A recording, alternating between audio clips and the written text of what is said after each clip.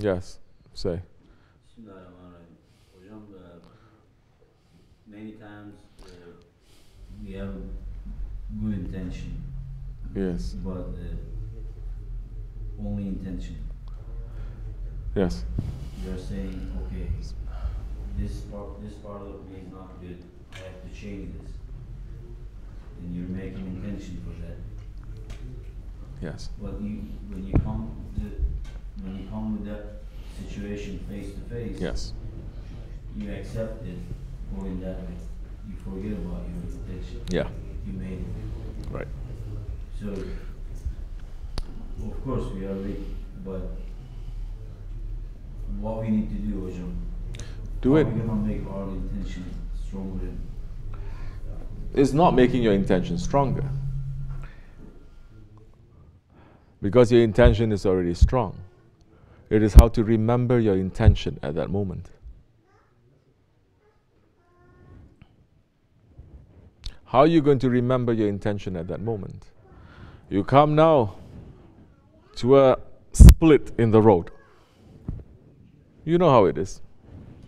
Maybe a misunderstanding, you're seeing, okay, this one, wrong word, wrong words, wrong voice is going to lead to that. Correct? It's going to lead to that. It's going to lead to a big blow up. You've gone through it so many times. You know the routine. You will even know before it hits you. You can see it from a long way because you've always done it before. You have to decide. Do you want to change or you don't want to change? If you say you want to change, no matter how difficult it is, the road is now split. You're saying, you know, if I take that action, it's going to lead to this situation. If I take another action, I'm not going to have this situation, it's going to be a little bit better. Where is the ego pushing? To take that situation that is always taken, that always burns. Where is the spirit telling you? Where is Allah and His Prophet and our sheikhs are telling you, take the right way. Now you come to that split now. You know, but you come to that split. Now, when you're coming right in front of that, are you confused or are you not confused? Is there confusion? Yes. Why are you getting confused? Even we know that it's right and wrong. Exactly. There's not confusion. Confusion is not knowing what is right and not knowing what is wrong. That is confusion. Stubbornness. Stubbornness is not wanting to change even if you know that it is wrong.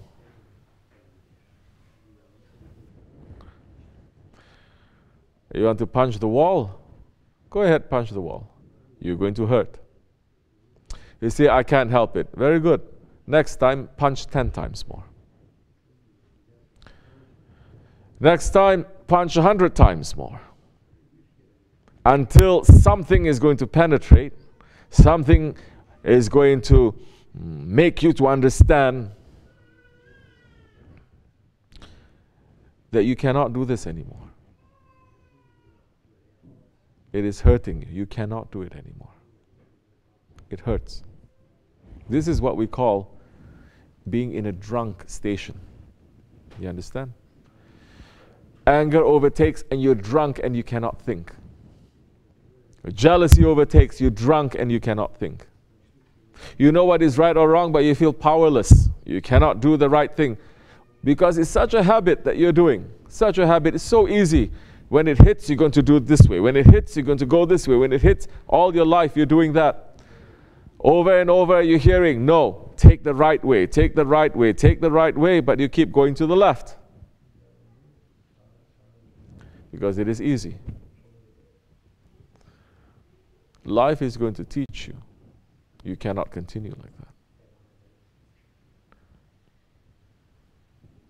If you come into tariqat, it will teach you cannot continue like that in a more compressed time. Maybe you go outside, you say, I don't care, I want to smoke. I don't care, I want to smoke. He says, smoke. I know it's going to kill me, but I want to smoke. Smoke, keep on smoking. You're in that drunk situation. Why? Because it hasn't hit you yet. Once something hits you, then you're going to make a what? A decision. You already know what is right or wrong. But now you have to make that decision. You have to say no. When you come to that cross, to that split, you're going to say, no, I'm not going to. Your whole nafs is burning and you're going to say, no, I'm just going to sit. No, I'm going to go to the right. No, I'm not going to smoke. But before you come to the split, there are so many stages that you go through. So many stages that you go through before you reach that station of stubbornness, complete stubbornness and drunkenness. There are so many stations. You've gone through this so many times. Don't make that decision when you come right in front of the split. Make that decision from before. A little bit hits you and you know it's going to lead to that direction. Okay, you're going to stop. Do you understand? Yes. You say, no, I know this is going to. This is when you put the brakes on. You don't put the brakes on, you're going. You know there's a wall ahead of you. You're going to crash. Both of you, if you continue this way, you're going to crash, definitely. The control is not when you're right in front of the brick wall and to put the brakes on. The control is when you're 100 feet away. You see it coming and you put the brakes and you go to another direction. You have to decide and you have to step on your ego that time, not when you're right in front. You put the brakes, you're definitely going to crash too. It's not just a good intention. Now, you have to practice it. If you're not doing that in small things, everyday things, with your work, with your children, with this, with that, how are you going to deal with bigger things? Everything, there is a practice to it.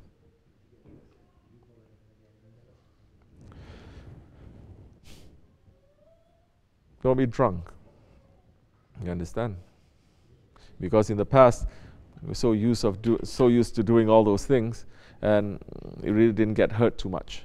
Even if you get hurt a little bit, you can bounce back to it. But after a while, it's starting to take a beating, a toll on you. Then you say, I cannot continue like this. No matter how much someone loves to smoke, and he says he cannot smoke, he may get the disease, he's going to suffer.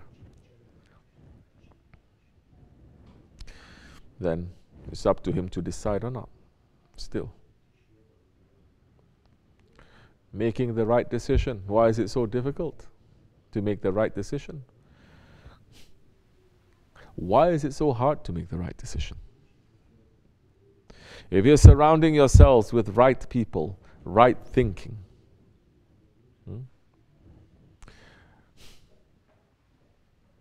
you're just going to go ahead and make the right decision. If you're surrounding yourselves with wrong people and wrong thinking, very easy for you to make the wrong decision. Because wasn't it what Hazrat Ali Karamallah was just saying from the Holy Prophet ﷺ, saying what? The man's religion is according to the religion of his friends. You understand? The man's religion is not individual religion, it's who he hangs out with. Who is he with? They believe in that, he believes in that too. Which is why Allah subhanahu wa ta'ala is giving an order saying, be with the salihin. Follow them, obey them. And that's why he's saying, be jamaat. Allah is giving another order, be a jamaat. And in this way, in the tariqat, we're saying what? Be in sohbat, be in association, be in consultation. At that time, you're going to make the proper decisions according to what is surrounding you. Is much easier. This world, especially the last 100 years, this idea that everyone is separate from each other, everyone should be independent, everyone should be free, everyone is alienated from each other. Very easy that time for shaitan to control you. Very easy for your nafs to control you. Very easy because you're living in this dunya. And in this dunya, is taking also its support from nafs, from shaitan and from your desires, then very easy that time for you just to go to take the wrong direction. Why Shaykh Effendi is saying be Jamaat too? Why are we setting this up? Maybe before you would do certain things, no one is watching you. You don't care. Because you don't care for the people so much. And the people that you care say, it's okay, do it. Now if you come here, you're going to think twice. You're going to think more than that. Slowly you're going to stop yourself. Understand, habits take years for it to become part of you, correct? It takes years. Good or bad. Don't think it's just going to disappear. Your bad habits just going to disappear in 1 day or 2 days. It's not going to be that quick. But you're going to watch yourself. You're going to observe. Don't be lost. You have to think. You have to put yourself out and you have to look and you have to think. Because that is exactly what's going to happen on Judgment Day. They're going to make you to look at everything. Whatever that you have thought, whatever that you have done, to open your book. If you're not doing this now, that day you're going to be in big trouble. If you're doing this now, that day you may find so many deletions, so many erasures. Everything is erased from your book that is bad. You understand? May Allah make it easy, inshallah. Assalamu alaikum.